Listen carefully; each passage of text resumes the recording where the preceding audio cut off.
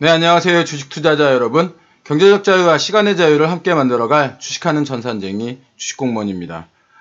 미국 주식이 옥스포드와 아스트라제네카의 바이러스 백신 초기 실험이 긍정적인 반응을 보이자 이렇게 낙폭을 회복하고 완만한 상승을 가져왔습니다. 아스트라제네카의 관련주로는 AB프로바이오를 들 수 있는데요. 이 AB프로바이오의 자회사인 AB프로가 아스트라제네카의 자회사인 역시 메드위문과의 합작법인인 AB메드를 운영하고 있다는 사실 때문입니다. 그런데 사실 저는 AB프로 바이오의 어떤 주식을 매수하시는 것에 대해서는 그렇게 좋은 의견을 드리진 못할 것 같습니다. 일단 이 종목 저점 대비해서 80% 이상 상승을 한 상태이고요. 주식공무원은 테마주에 관련해 가지고는 매수 추천을 거의 드리지 않죠. 저점 대비 너무 많이 올라 있고 위아래로 이렇게 많이 흔들고 있는 상황입니다. 이런 상황에서는 개인 투자자들이 매수를 하시는 데는 상당한 어려움이 따르기 때문에 저는 이 종목에 대한 어떤 매수 추천은 드리지 않도록 하겠습니다. 어저께 미국 증시를 살펴보면 유럽연합의 어떤 경제회복기금 논의가 교착 상태에 빠져 있는 것이 장 초반 이렇게 반영되고 있는 모습을 보이고 있습니다. 이렇게 장 초반에 하락폭이 컸다가 나스닥이 이제 2% 넘게 상승을 한 것에 대해서는 조금 이따 말씀드리도록 하겠습니다. 이렇게 시장의 눈치를 보면서 유럽 시장의 눈치를 보면서 시장이 출발을 했는데 유럽 정상들이 최근 이제 벨기에에 모여서 경제회복 기금에 대해서 논의를 하고 있습니다. 경제회복 기금에 대해서 논의를 하고 있기는 한데 이 북유럽과 남유럽의 어떤 온도 차이가 상당히 있습니다. 이 이견차가 엇갈리면서 결론을 내지 못하고 있는데요.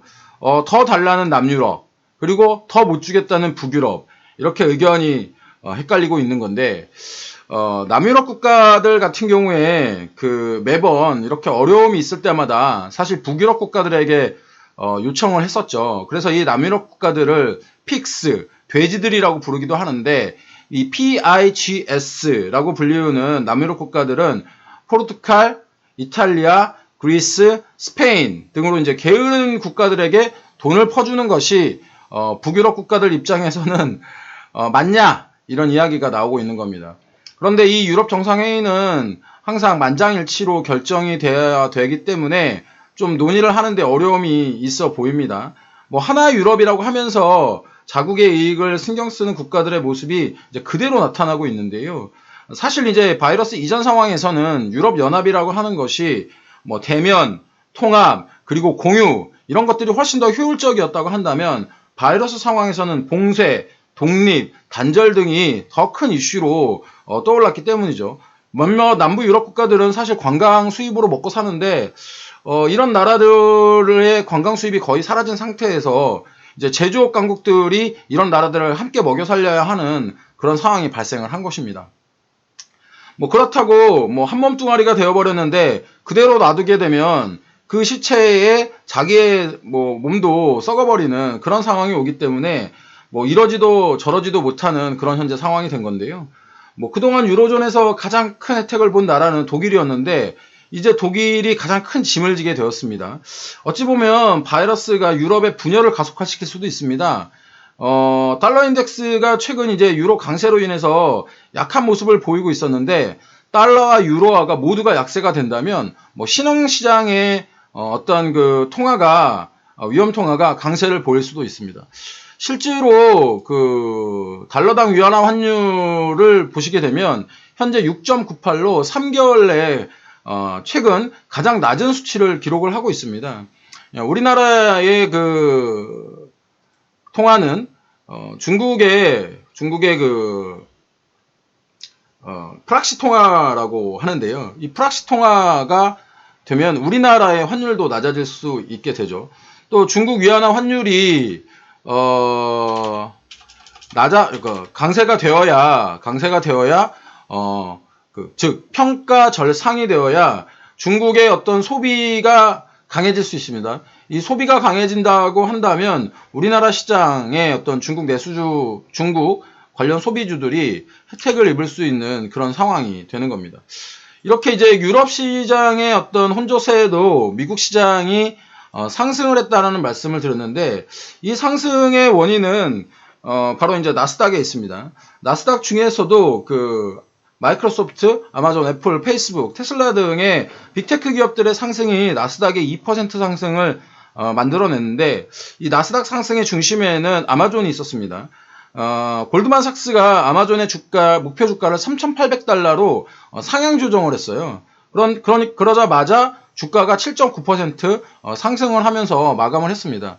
이 지금 아마존 주가를 보시면 종가가 3,196달러, 자그마치 어제 하루만 7.93%가 상승을 했는데, 이것을 제가 이제 최대한 늘려보면 1997년에 아마존이 그 상장을 했을 때 당시에 1.73달러였거든요. 그렇게 보면 약 20년 만에 3,196달러로 거의 한 1,500배 가량 이런 오른 모습을 볼 수 있습니다. 1,500배가 올라간 거예요. 1,500배가. 실로 어마어마한 주가 상승이라고 볼 수 있는데요. 처음에 이제 저도 아마존 아주 초기 단계에 그 외국에서 서적을 살 때 아마존을 이용을 하고 있었는데 이렇게까지 오를 줄은 저도 몰랐습니다. 그 누구도 몰랐겠죠. 뭐 이런 레퍼런스가 있기 때문에 성장주에 대한 어떤 투자가 이어지고 있는데, 제2의 테슬라라고 불리우는 니콜라를 들어보셨을 겁니다. 그 니콜라가 이제 수소차 관련된 어떤 모멘텀을 가지고 상장을 하면서 큰 상승을 가지고 왔었는데, 이 니콜라의 현재 주가를 보시게 되면 6월 9일날 이렇게 그 79달러까지 갔었다가 지금 현재 어저께에도 21.27%가 빠지면서 약 38.45달러를 기록하고 있습니다. 한 달 만에 반토막이 난 건데요. 이렇게 모든 주식은 같은 방향으로만 가지 않습니다. 그러니까 투자의 밸런스를 맞추는 것이 항상 중요하다고 말씀을 드리고, 급등한 주식에 대한 어떤 추격 매수는 제가 권해드리지 않는 겁니다. 테슬라의 주가도 어저께 9.47% 오르는 그런 상승을 보였습니다. 22일 실적 발표가 있다고 제가 말씀을 드렸는데, 이 실적 발표 이전에 올라타려고 하는 편입 기대감에 이제 베팅을 하는 그런 모습이 나타난 것으로 보입니다.